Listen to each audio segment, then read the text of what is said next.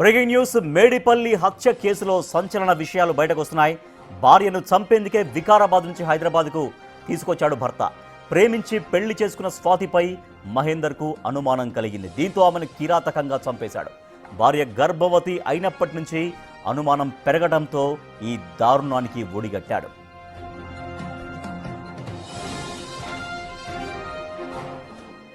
తన ఇంటి ఓనర్ లేని సమయంలో హత్యకు ప్లాన్ చేశాడు.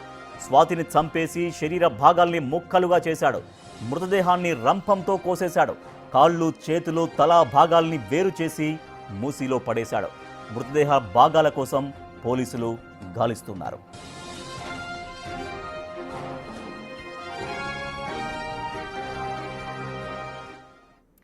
మనం చూస్తున్నాం, బిగ్ టీవీ స్క్రీన్ పైన చూస్తున్నాం. ఎక్స్క్లూజివ్గా సీసీ ఫుటేజ్ కూడా మనం చూస్తున్నాం.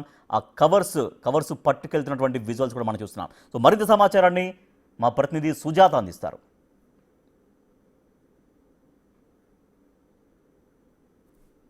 అత్యంత కిరాతకంగా భర్త చేతిలో హతమార్చబడినటువంటి స్వాతి ఇంటి దగ్గర ప్రస్తుతం నేను ఉన్నాను.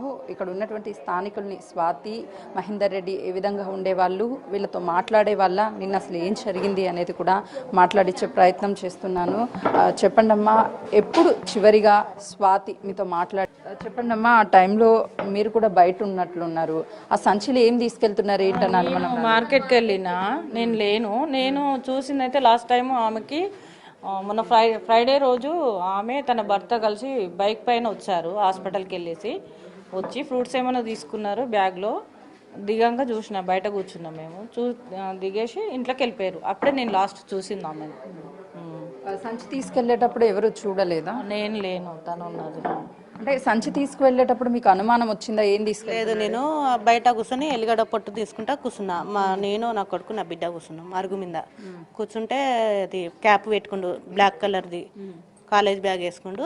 అది మంచం లాంటిది, ఇది సంచి, నవార మంచం లాంటి సంచిలా మలుచుకొని తీసుకెళ్ళిండు. ఎన్ని సంచులు తీసుకెళ్ళి? ఒకటి తీసుకెళ్ళిండు, ఒకటి కాలేజ్ బ్యాగ్ వేసుకుంటూ క్యాప్ పెట్టుకొని వెళ్ళిండు. అడిగారా ఎక్కడికి వెళ్తున్నా? మేము అడగలేదు, మనకు తెలియదు కదా. ఏ టైం వరకు? 7 గంటలకు అనుకుంటా, సాయంత్రం నైట్ 7 గంటలకు. మీకు హత్య జరిగిన రోజు ఎలాంటి సౌండ్స్ రాలేదు? రాలేదు. సౌండ్ రాలేదు, ఏం రాలేదు అసలుకి. అదే హెరాన్ అవుతున్నా. పోలీసులు నేనే షాక్లోనే ఉన్నా. ఆమె కిందికి రాలేదు కాబట్టి నాకు డౌట్ వచ్చింది మేడం యాక్చువల్లీ. సో నా ఫోన్ నుంచి మెసేజ్ పెట్టిన, జ్యోతి నువ్వు ఎందుకు కిందికి రాలేదు, ఏ ఫ్రెండ్ వాళ్ళ ఇంటికి వెళ్ళినావు చెప్పకుండానే అడిగిన. తనకి రిప్లై రాలేదు. అదే రోజు నైట్ ఇంకా పోలీసు వాళ్ళు వచ్చి తను చనిపోయిందమ్మా. ఏ టైంకి వచ్చారు పోలీసులు? ఏం చెప్పారు? మేబీ 3 o'clock వచ్చినారు. 3 o'clock పోలీసులు పైకి వెళ్ళి చూసినారు, ఇక బాడీని తీసుకెళ్ళిపోయినారు. ఇక ఉండలను ఇట్లా పిలిపించినారు.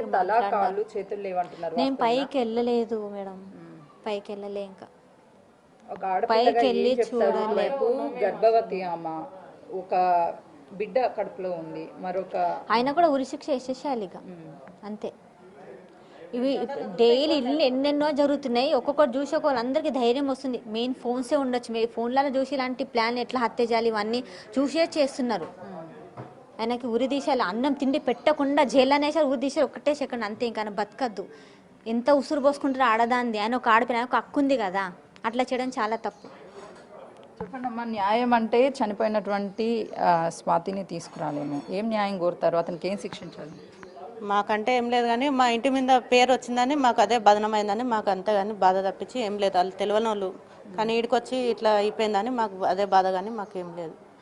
చూస్తున్నాం కదా, ప్రస్తుతానికైతే స్వాతిని చంపేటువంటి ముందు రోజు స్వాతి ఫోన్ మెసేజ్ చేస్తే రిప్లై ఇవ్వలేదు. అనుమానం వచ్చి తన భర్తని అడిగితే ఉంది అని చెప్పి మాత్రం చెప్పాడు, బయటికి వెళ్ళాడు అని చెప్పేసి. సంచి తీసుకొని వెళ్తున్నటువంటి టైంలో కూడా మాకు ఎలాంటి అనుమానం రాలేదు అని చెప్పేసి స్థానికులు చెప్తున్నారు. కెమెరామెన్ వంశీతో సుజాత, బాలాజీ నగర్.